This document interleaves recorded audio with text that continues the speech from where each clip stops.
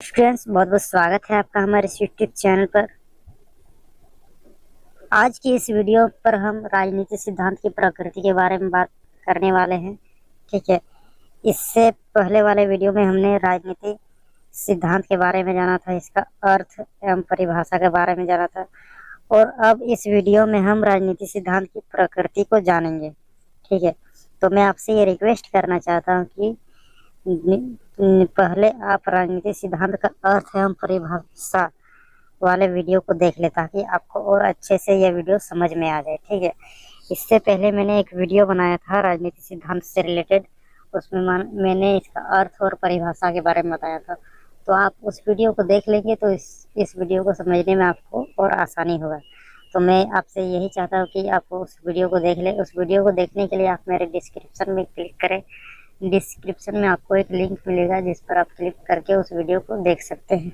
ये राजनीतिक सिद्धांत को तो आप समझ गए होंगे, क्योंकि इससे पहले वाले वीडियो में मैंने इसका डिस्कस किया था, लेकिन इस वीडियो में हम राजनीतिक सिद्धांत की प्रकृति को समझने वाले हैं। ठीक है, तो सबसे पहले आप प्रकृति का मीनिंग समझ लीजिए कि प्रकृति हम किसे मतलब कहेंगे। ठीक है, प्रकृति को हम अंग्रेजी में क्या कहते हैं? नेचर कहते हैं।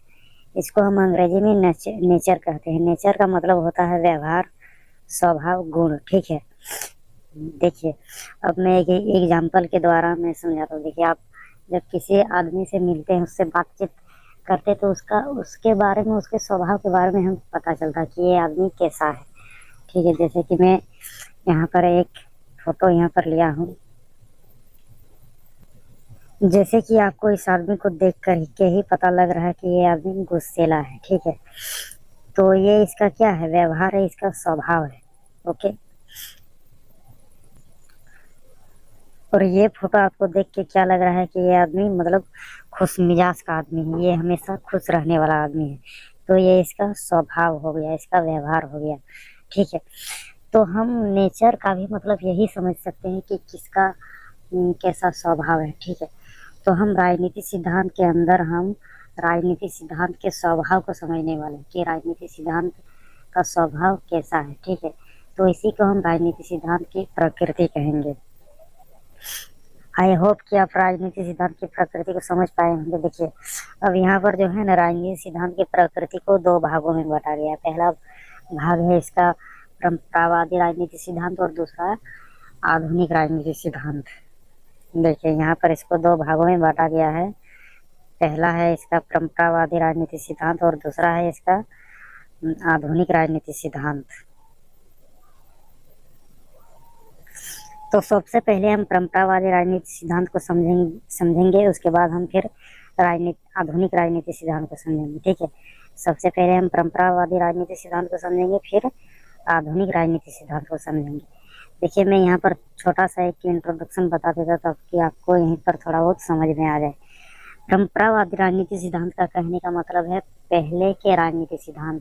ठीक है, मतलब पहले के विद्वान क्या सोचते थे, क्या विचार करते थे, ठीक है, क्या कल्पना करते थे, तो उसी को हम कहते हैं परंपरावादी राजनीतिक सिद्धांत।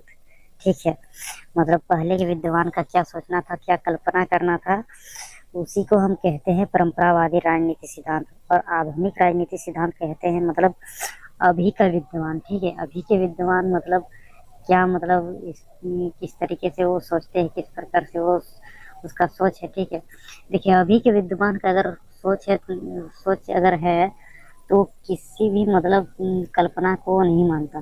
वो ठोस सबूत और प्रमाणित से ही वो किसी चीज को मानता है। ठीक है, वो कल्पना को नहीं मानता, वो सबूत के आधारित वो मानता है। ओके, तो चलिए अब हम आगे परंपरावादी राजनीतिक सिद्धांत और आधुनिक राजनीतिक सिद्धांत के बारे में समझते हैं। यहाँ पर परंपरावादी राजनीतिक सिद्धांत और आधुनिक सिद्धांत, यहाँ पर मैंने दोनों को लिख करके रखा है। आप यहाँ पर देख सकते हैं, ऊपर मैंने यहाँ पर परंपरावादी राजनीतिक सिद्धांत को लिखा है और नीचे में हमने लिखा है यहाँ पर आधुनिक राजनीतिक सिद्धांत। तो इसी में हम दोनों को समझने का प्रयास करेंगे। तो सबसे पहले हम परंपरावादी राजनीतिक सिद्धांत को समझेंगे, उसके बाद फिर हम आधुनिक राजनीतिक सिद्धांत को समझेंगे।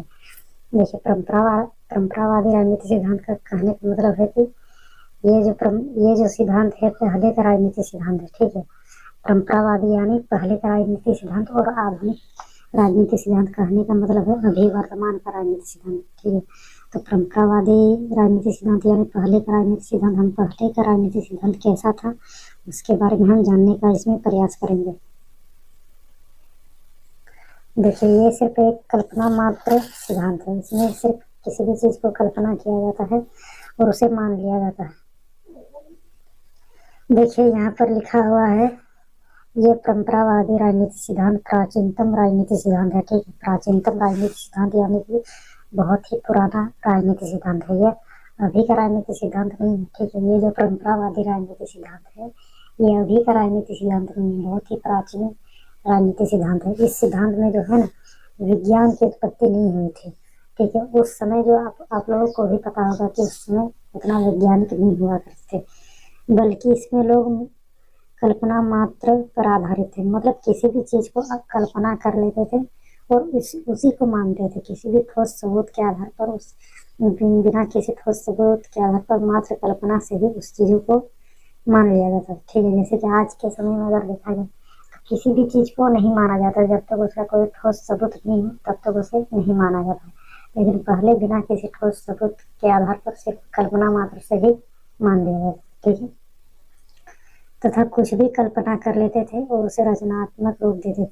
ठीक है, कल्पना करके उसे रचनात्मक रूप दे देते थे। कैसे दे देते थे, यहाँ पर मैंने एक उदाहरण लिखा है। जैसे कि कल्पना कर लेना कि पत्थर में भगवान होना।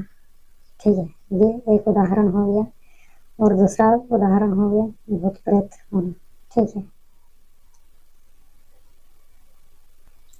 देखिए, एक चीज मैं बता देना चाहता हूँ कि इस उदाहरण के जरिए मैं किसी भी आस्था को मैं ठेस नहीं पहुंचाना चाहता, क्योंकि मैंने यहाँ पर उदाहरण लिया था कि पत्थर में भगवान नहीं होता। ठीक है, मैं भी एक आस्तिक और मैं भी भगवान को मानता हूँ। मैं सिर्फ इस नॉलेज पर्पस के लिए मैंने ये वीडियो बना रहा हूँ। ठीक है, इसे आप मतलब सीरियस मत ले लेना। ओके, तो चलिए यहाँ पर हम वीडियो को स्टार्ट करते आगे बढ़ते हैं। ठीक है, तो मैंने यहाँ पर क्या बताया कि पहले के लोग ये विश्वास कर लेते थे कि पत्थर में भगवान होता है, भूत प्रेत होता है, ये सब लोग कल्पना कर लेते थे। ठीक है, जैसे कि लोग ये कल्पना कर लेते थे कि पत्थर में भगवान होता है। ठीक है, और उसे रचनात्मक रूप देने का मतलब है कि जैसे कि वो लोग मान लिया कि पत्थर में भगवान होता है, तो पत्थर को अगरबत्ती दिखा करके मतलब उसका पूजा पाठ हम लोग करने लगते थे। तो इसी को कहते हैं रचनात्मक रूप दे देना। ठीक है, किसी भी चीज को कल्पना कर लेना और उसे मतलब उसे जो है, ठीक है, किसी भी चीज को कल्पना कर लेना और उसको सामने प्रस्तुत कर देना, यही है रचनात्मक रूप। ठीक है, उसे मतलब सामने उसका रचना कर देना, यही होता है रचनात्मक रूप। ओके, ठीक है, अगर आपको एग्जाम में परंपरावादी राजनीतिक सिद्धांत के बारे में अगर पूछा जाए तो आपको सिर्फ इतना ही लिख देना कि ये सिर्फ कल्पना मात्र एक राजनीतिक सिद्धांत था। इसमें लोग कुछ भी कल्पना कर लेते थे और उसे रचनात्मक रूप दे देते थे। बिना किसी ठोस सबूत के आधार पर लोग कल्पना मात्र से ही सभी चीजों का अध्ययन करते थे। ठीक है, और देखिए, ये जो परंपरावादी राजनीतिक सिद्धांत है, इसको मानने वाले मतलब कि इसको समर्थन करने वाले जो विद्वान है उसका नाम है प्लेटो, अरस्तु, लॉक, रूसो। ठीक है, ये सब जितने विद्वान हैं ना, ये सभी परंपरावादी राजनीतिक सिद्धांत के समर्थन है। ओके, तो चलिए, आई होप कि आपको परंपरावादी राजनीतिक सिद्धांत समझ में आ गया होगा। अब हम आगे बढ़ते हैं। अब हम यहाँ पर देखते हैं आधुनिक राजनीतिक सिद्धांत को। अब यहाँ पर हम आधुनिक राजनीतिक सिद्धांत को देखते हैं कि आधुनिक राजनीतिक सिद्धांत क्या है। ठीक है, देखिए, जिस तरीके से हमने जाना कि परंपरावादी राजनीतिक सिद्धांत में सिर्फ कल्पना कर लिया जाता है और उसको मान लिया जाता है। ठीक है, तो ये जो आधुनिक राजनीतिक सिद्धांत है, जस्ट ये परंपरावादी राजनीतिक सिद्धांत के मतलब उल्टा है। देखिए, उल्टा कैसे है, कैसे कि परंपरावादी राजनीतिक सिद्धांत में कल्पना किया जाता है और इसमें कल्पना नहीं बल्कि इसमें ठोस सबूत के आधार पर किसी भी चीज को मान लिया जाता है। ठीक है, तो सबसे पहले हम इसको रीडिंग कर लेते हैं, फिर इसको हम और बारीकी से समझने का प्रयास करेंगे। तो आधुनिक राजनीतिक सिद्धांत में यहाँ पर लिखा हुआ है कि आधुनिक राजनीतिक सिद्धांत जो है ना, ये अभी का वर्तमान का राजनीतिक सिद्धांत है। ठीक है, ये पहले का राजनीतिक सिद्धांत नहीं बल्कि अभी वर्तमान का राजनीतिक सिद्धांत है। जैसे कि हमने परंपरावादी राजनीतिक सिद्धांत के अंदर इसमें कल्पना करके किसी भी चीज को मान लिया जाता है, लेकिन आधुनिक राजनीतिक सिद्धांत के अंतर्गत ऐसा नहीं है। ठीक है, मैंने बताया आधुनिक राजनीतिक सिद्धांत के अंदर कतई ऐसा नहीं है कि किसी भी चीज को कल्पना कर लेना और उसे मान लिया जाता है। ऐसा आधुनिक राजनीतिक सिद्धांत के अंतर्गत ऐसा बिल्कुल भी नहीं होता है, बल्कि इसमें किसी भी चीज को कल्पना नहीं किया जाता है।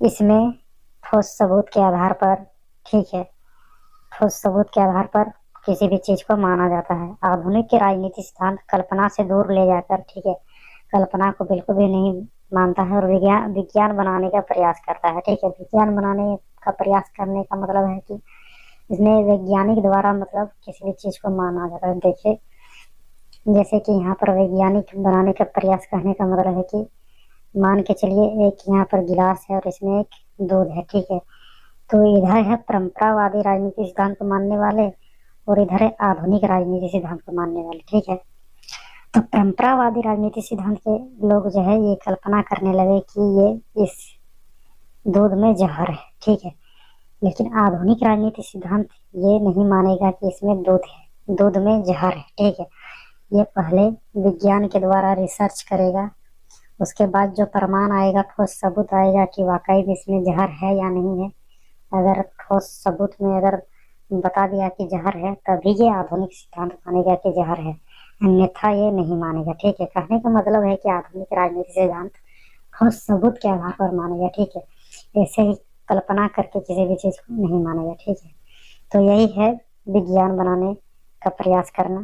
ठीक है, उसके बाद यहाँ पर लिखा हुआ है, जैसे कि हमने परंपरावादी राजनीतिक सिद्धांत के अंतर्गत ये उदाहरण लिया था कि पत्थर में भगवान होता है। ठीक है, मैंने परंपरावादी राजनीतिक सिद्धांत के आप लोगों ने देखा कि मैंने इसका उदाहरण लिया था, तो इस चीज को आधुनिक राजनीतिक सिद्धांत के लोग कतई स्वीकार नहीं करते। क्यों करेंगे? ठीक है, क्योंकि इसमें कल्पना किया गया था और इसमें कल्पना नहीं किया जाता। ठीक है, क्योंकि ये ठोस सबूत को मांगता है, ये कल्पना चीजों को स्वीकार नहीं करता। ठीक, कहने का मतलब है एक तरफ से आधुनिक राजनीतिक सिद्धांत जो है ना, इसमें विज्ञान को ज्यादा जोर दिया गया है और ठोस सबूत के आधार पर ही किसी भी चीज को माना जाता है। ठीक है, और परंपरावादी राजनीतिक सिद्धांत की कल्पना के आधार पर, बस यही इसका मेन टॉपिक है।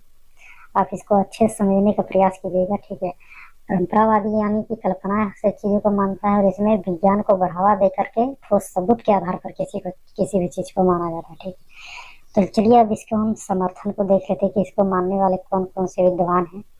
सबसे पहले इसके समर्थन में है चार्ल्स। ठीक है, चार्ल्स, उसके बाद डेविड स्टन, कार्ल मार्क्स, ये सभी आधुनिक राजनीतिक सिद्धांत के समर्थन हैं। ओके, देखिए मैंने यहाँ पर एक और पॉइंट लिख रखा है, ये छोटा सा पॉइंट है लेकिन बहुत ही मेन पॉइंट है। इसी पॉइंट के आधार पर आप परंपरावादी राजनीतिक सिद्धांत और आधुनिक राजनीतिक सिद्धांत को अच्छे से समझ जाएंगे। ठीक है, जैसे कि यहाँ पर परंपरावादी राजनीतिक सिद्धांत के अंतर्गत लिखा हुआ है कि विज्ञान एवं ठोस सबूत के आधार पर ये आधारित है। ठीक है, और आधुनिक राजनीतिक सिद्धांत के अंतर्गत यहाँ पर लिखा है मात्र कल्पना पर आधारित है, मतलब ये सिर्फ विज्ञान को मानता है, इसको बढ़ावा देता है। ठीक है, विज्ञान के जरिए ही किसी चीज का रिसर्च करके उसको माना जाता है। ठीक है, और ठोस सबूत के आधार पर किसी चीज को माना जाता है। ठीक है, ये हो गया परंपरावादी राजनीतिक सिद्धांत।